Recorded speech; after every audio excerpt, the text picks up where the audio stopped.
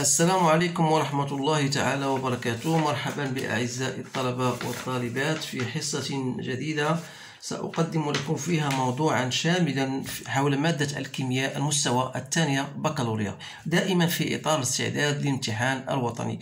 إذن هذا التمرين فهو يتكون من جزئين، الجزء الأول يتعلق بالتحولات الكيميائية حمض قاعدة، والجزء الثاني يتكون من المعايرة. إذن سنجيب عن الجزء الأول ثم نتطرق إلى الجزء الثاني. إذن باختصار هو الموضوع أمامكم، يمكنكم توقيف الفيديو وقراءة الموضوع بتأني ثم الإجابة عن الأسئلة. إذن فوالا الجزء الأول عندنا الميثيل أمين هو مركب عضوي وهو قاعدة حسب برونشتد، صيغته أو صيغتها نصف منشورة هي هذه كما ترون. يتميز برائحة تشبه رائحة السمك وله استعمالات كثيرة في المجال الصناعي والطبي. إذن يهدف هذا التمرين إلى دراسة تفاعل الميثيل أمين مع الماء ومع هيدروكسيد الصوديوم. إذن عندنا المعطيات، عندنا الجدول الأيوني ديال الماء، عندنا الجدول الذي يضم بعض الكواشف ونقاط انعطافاتها. إذن الجزء الأول هو تفاعل الميثيل أمين مع الماء. نحضر محلولا مائيا للميثيل أمين، حجمه في، تركيزه سي، أعطى قياس البي اش القيمة 11.5. أنشئ الجدول الوصفي لتقدم التفاعل مبرزا فيه حالة التوازن. أوجد تعبير نسبة التقدم بدلالة السي والبي اش والبي كي او، تحسب قيمة الضوء. عبر عن تعبير خارج التفاعل عند التوازن، احسب قيمته. تحقق أن قيمة الثابت الحمضية هي 10.8. بين على محور البي اش ممثل أسفله مجال هيمنة كل من النوعين الحمض والقاعدة. إذن هذو هما الأسئلة المتعلقة بالجزء الأول. إذا للإجابات عن هذه الأسئلة، إذا قلنا بالنسبة للسؤال الأول هو أنشئ الجدول الوصفي، والجدول الوصفي يحتاج أولا إلى معرفة التفاعل أو معادلة التفاعل ديال الميثيل أمين مع الماء. إذن CH3NH2 مع الماء. إذن من خلال قراءتنا للموضوع هو قال بأن هنا الميثيل أمين مركب عضوي وهو قاعدة حسب برونشتد. إذن ما هي ماذا تعني كلمة قاعدة؟ هو كل عنصر كيميائي قادر على اكتساب بروتون H+، يعني أن الماء سيلعب دور الحمض وهذا سيلعب دور القاعدة، وبالتالي سنحصل على ما يلي. دونك NH3+ زائد ماذا؟ H-. إذن افتراض المجال بالنسبة للجدول الوصفي، نفترض أننا انطلاقا من كمية المادة اللي تكون CV، هنا دائما الماء اعتباره وافر. إذن هنا عندنا 0.7، دونك هنا غتكون عندنا CV موان X فوالا X. دونك CV موان X à l'équilibre، X à l'équilibre. Donc je traduis pour donc on vous dit voilà. Donc CH3NH2 est une base selon Bronsted. Donc vous devez d'abord appliquer ou bien trouver l'équation qui traduit ce changement ou bien ce remplacement ou bien l'association de cette base avec de l'eau. Voilà, on a écrit l'équation réactionnelle et à partir de cette équation on peut donc dresser ce qu'on appelle le tableau d'avancement, à savoir bien sûr des termes à partir d'un certain nombre de moles CV. À un instant d'équilibre, on aura CV moins X à l'équilibre. Voilà votre tableau d'avancement, que vous pouvez même le terminer si vous voulez à partir de à l'état initial au moment de la réaction et à l'état final. Donc la première question c'est voilà. Donc deuxième question, il y a voilà, trouver le taux d'avancement, taux de la réaction en fonction de C, de pH et de pKe. Donc vous savez bien sûr que taux, c'est par définition, c'est X à l'équilibre sur X max. Donc X à l'équilibre n'est autre que la concentration de H- fois V sur X max, c'est CV. Donc c'est H- sur C. Sachant bien sûr que le produit ionique, c'est H3O+, H-, donc je peux en déduire taux H- c'est quoi? C'est Ke sur H3O+. D'autre part, vous savez que H3O+, c'est 10 moins pH et que Ke est égal à 10 moins pKe.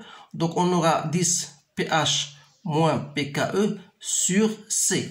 Donc vous faites votre application numérique. Donc c'est 10, 11,5 moins 14 sur 2, 10 moins 2. Donc j'ai trouvé taux égal à 0,158. Donc vous remarquez bien sûr qu'il est inférieur strictement à 1. Ça veut dire que la réaction est incomplète. Donc تفاعل غير تام. إذن هذا هو الاستنتاج الذي يمكن أن نستنتجه. السؤال الثالث: عبر عن تعبير خارج التفاعل QR أي الكيب عند التوازن بدلالة C و T. Voilà. Donc, qu'est-ce que je vais faire? Donc, QR à l'équilibre, c'est quoi? D'après notre réaction, c'est la concentration des CH3 NH3 plus la concentration de HO- sur la concentration de CH3 NH2. Comme étant donné bien sûr que la concentration de HO- égale à la concentration de CH3 NH3+, qu'on peut même voir à partir de notre tableau d'avancement, donc je peux dire même que ça égale à HO- au carré sur CH3, d'après, donc c'est C moins X sur V. X sur V c'est HO-. Alors là, revenons à l'expression de taux. Donc on a la concentration de HO- c'est C fois taux. Donc c'est C au carré, taux au carré sur C moins C taux. Donc on simplifie bien sûr. On trouve C taux au carré sur 1 moins taux. Voilà l'expression en fonction de temps. Donc vous faites votre application numérique. Donc c'est 2, 10 moins 2 fois 0,158 au carré sur 1 moins 0,558. Donc j'ai trouvé à peu près 6, 10 moins 4. Alors la question suivante: تحقق أن قيمة ثابت الحمضية هي PKA. إذا تعرفوا بأن ثابت الحمضية خاصة نقلبوا على KA. وتعرفوا بأن la constante d'acidité s'écrit en fonction de la concentration de H+, fois la concentration de la base qui est CH3NH2 sur la concentration de l'acide. Voilà. Donc si vous remarquez bien, en revenant à QR à l'équilibre qu'on a déjà écrit comme étant CH3NH3+, sur HO- sur CH3NH2, que je peux écrire, voilà, en gardant la concentration de CH3NH3+, je dois multiplier par la concentration de H3+ de part et d'autre. Donc CH3NH2, CH3 au plus. Pourquoi j'ai multiplié de part et d'autre? Pour faire apparaître la constante d'acidité déjà signalée plus haut. Donc vous l'aurez remarqué. Donc il reste seulement KE. Donc c'est KE sur KA. De là je peux tirer KA. Donc c'est KE sur QR à l'équilibre. Voilà l'expression de KA. Donc il suffit de faire votre calcul. Donc c'est 10 moins 14 sur QR. Donc c'est 10 moins 4. Donc j'ai trouvé 0,16, 10 moins 10. Et par suite, donc le PKA, c'est quoi? C'est moins log de KA, c'est-à-dire moins log de 0,16, 10 moins 10. Donc c'est bien 10,8. Voilà. Donc السؤال الخامس وهو بين على محور الPH الممثل أسفله مجال هيمنة كل من النوعين الحمض والقاعدة. إذا تعرفوا بأن هنا بالنسبة للPH lorsque PH égale PKA، donc هنا غنعتبروا هذه هي PKA اللي هي 10,8. donc بالنسبة لنا هنا فوالا 10,8 تقريبا هي 11. هنا كاينة 11 وهنا كاينة مثلا 10 بلا ما نكتب ارقام اخرى. اذا بالنسبه lorsque le pH est supérieur au PKA تتكون هنا عندنا هيمنه ماذا؟ هيمنه القاعده. دونك هنا تكون عندنا هيمنه القاعده اللي هي ماذا؟ CH3NH2. بينما هنا في هذا الاتجاه غتكون عندنا هيمنة ماذا؟ الحمض اللي هو CH3NH3+. Donc ces choses-là, vous devez les savoir.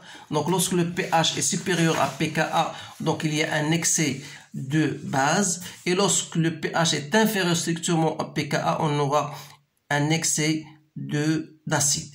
Voilà la première partie. Donc maintenant, on va passer à la seconde partie qui concerne le dosage d'une base, bien sûr, par un acide. Voilà. Donc, الثاني هو معايرة الميثيل أمين بمحلول حمض الكلوريدريك. إذا نعاير محلولا SB من الميثيل أمين حجمه وتركيزه بواسطة محلول كذا H3O+، تركيزه CA. إذا من الأحسن بغيت تقراو بحال هاد النوعية ديال الجمل خاصك تترجمها على الورق. إذا on essaie de doser quoi? De doser de la méthylamine de volume VB de concentration CB par quoi? Par une solution SA. C'est-à-dire que dans votre expérience, vous aurez voilà l'acide en dose par voilà la solution SB. Donc voilà la solution SB de concentration. Bien sûr, la SB c'est quoi? C'est CH3NH2 de concentration CB. Et ici vous avez de l'H3O+. Donc la concentration CA c'est 5-10-2. Et dans le volume à l'équivalence, on va bien sûr le connaître par la suite. Donc la première des choses, des questions qu'on vous pose, c'est de déduire bien sûr, nommer les différentes choses qu'on utilise pour faire ce dosage-là. اذكر عناصر العدة التجريبية اللازمة لإنجاز هذه المعايرة. بالنسبة لهذا السؤال فإني أحيلكم على الدرس، لأن هذه الأمور اللي هي خصكم تعرفوها، التسميات المختلفة، سافوار السحاحة والدورق وجهاز الPH متر، وكذلك هناك بعض الأمور اللي خصكم تكونوا فهي ترجعوا لها الدرس فهي موجودة. بالنسبة لما يهمنا الآن هو اكتب المعادلة الكيميائية لتفاعل المعايرة، c'est-à-dire la réaction du dosage. Donc qu'est-ce qu'on dose? On dose une solution basique par une solution acide. Donc, qu'est-ce qu'on va traduire? On va traduire cela par la relation suivante. Donc, vous avez CH3NH2, c'est une base. Donc, lorsqu'on va ajouter de H3O+, donc il y aura bien sûr une réaction. Cette réaction, puisque selon Bronsted, une base va capter un proton H+, donc il va se transformer en CH3NH3+, donc il reste de l'eau. Donc voilà la réaction du dosage. Donc maintenant, supposons que cette réaction qui est totalement équilibrée, mais normalement c'est une réaction qui est totale. La plupart du temps, c'est une réaction totale. Donc, donc la constante d'équilibre qui correspond bien sûr à cette réaction. Donc la constante d'équilibre, vous la savez, c'est quoi? C'est CH3NH3+ sur la concentration de CH3NH2, la concentration de H3O+. Et cela vous fait penser bien sûr à la constante d'acidité inversée. C'est-à-dire que cela, ce n'est autre que l'inverse de la constante d'acidité. Donc on a déjà déterminé la constante d'acidité. Donc Ka c'est 10 à la puissance moins pKa. Donc il suffit de faire votre calcul. Donc c'est 10 à la puissance pKa. Donc c'est 10 à la puissance 10,8. Donc j'ai trouvé 6,3. 10 à la puissance 10. Maintenant, on va passer à l'autre question. حدد إحداثية نقطة التكافؤ. إذا بالنسبة لإحداث نقطة التكافؤ يعني أنها خاصك تعتمد على المنحنى. يعني عطاونا واحد المماسين للمنحنى في نقطة معينة. هذه المماسين تلاحظوا بأنهم متوازيان. يكفي أن أجد واسط القطعة مثلا واحد النقطة. يكفي مثلا أن أرسم المستقيم العمودي على هذين مثلا، فوالا، وأبحث له عن منتصف والمنتصف. من خلال هذا المنتصف سأقوم برسم أو إنشاء المستقيم الموازي لهذين، والذي سيتقاطع مع المنحنى في نقطة معينة اللي هي مثلا هذه، وهذه غتعطيني الإحداثيات ديال بي اش وديال الفوليوم ديال التكافؤ. إذا لقيت أنا بأن هنا تقريبا 6.1 راه ناخذها كهي 6، دونك بي اش او دونك 6، بالنسبه للحجم ديال في ا او سي 6 ماذا مليلتر. دونك الى وجدنا هاد بطبيعه الحال الاحداثيات يمكننا ايجاد التركيز اللي هو سي ا في ا او سور في بي. دونك يكفي ان تقوم بتطبيق عددي، دونك 5 10 moins 2 fois 6 que je divise par 10، donc c'est 3 10 moins 2 mol par litre. إذا ما الكاشف الملون الملائم لهذه المعايرة؟ إذا بالنسبة للإجابة عن هذا السؤال يكفي أن أقارن أو أضع قيمة البي اش او في مجال الانعطاف المناسب، لأن 6 فهي تنتمي إلى هذا المجال بين 5.2 و 6.8، وبالتالي المكاشف الملون الملائم هو أحمر البروموفينول. إذن سنقول بأن الكاشف الملون الملائم لهذه المعايرة هو أحمر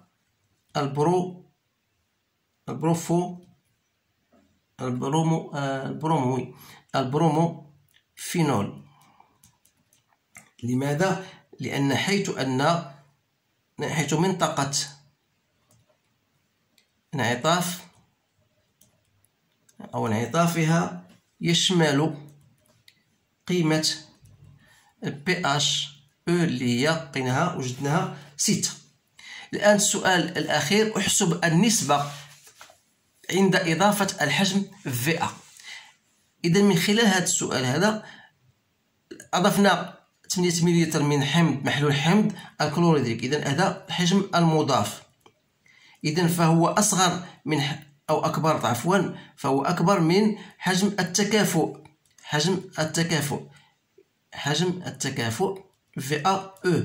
إذا من خلال هذه القيمة هذه 8 يجب أن من خلال التقاطع أو البروجيكسيون نلاحظ هنا أن قيمة البي اش هي 2.2. إذا هذا يعني أن البي اش في هذه الحالة عند إضافة 8 فهو ماذا؟ 2.2. إذا غير واحد الملاحظة، لأن هنا بين 2 و 4 كاين الخطوة ديال 2 و2 عندنا هنا 10 تدريجات، يعني 2 قسمة على 10 هي 0.2، يعني أن كل تدريجة تمثل 0.2. إذا هنا 8 عندنا تدريجة واحدة هي غنضيفو لها 0.2 اللي نضيفوها ل2 فتصبح 2.2. هاد الأمور هذه نبغي الطلبة باش يركزوا عليها مزيان، لأنها غالبا ما تعرفوش يتعاملوا مع السلم. إذا فوالا حنا لقينا البي اش، علما أن البي اش سي كوا؟ سي بي كا ا بلس لوغ تركيز ديال سي اش 3 ديال القاعدة بصفة عامة، تركيز ديال الحمض. إذا من هنا يمكن أن أستنتج log de CH3NH2 sur CH3NH3 au plus اللي هو ماذا؟ هو البي اش موان بي كا ا، c'est-à-dire شي 2.2 موان بي كا ا هو 10.8، c'est-à-dire سي موان 6.8.6. وبالتالي يمكن استنتاج هذه القيمة ديالها وهذه النسبة بطبيعة الحال، ولا NH3 بلس هي ماذا؟ هي 10 puissance موان 6. دونك غادي تحاولوا ما توجدوا الحاسبات. لقيت انا واحد النسبه جد ضعيفه جدا هي موان 2 هي 10 موان 9. اذا اتمنى ان يكون الجواب صحيحا. اذا فهذه النوعيه ديال المواضيع فهي غالبا تطرح على هذا المنوال، فحبذا لو كل طالب يعاود هذه الامور هذه باش تركز ليه في الدين ديالو. إذا أتمنى لكم حظا سعيدا وأستودعكم الله، والسلام عليكم ورحمة الله تعالى وبركاته.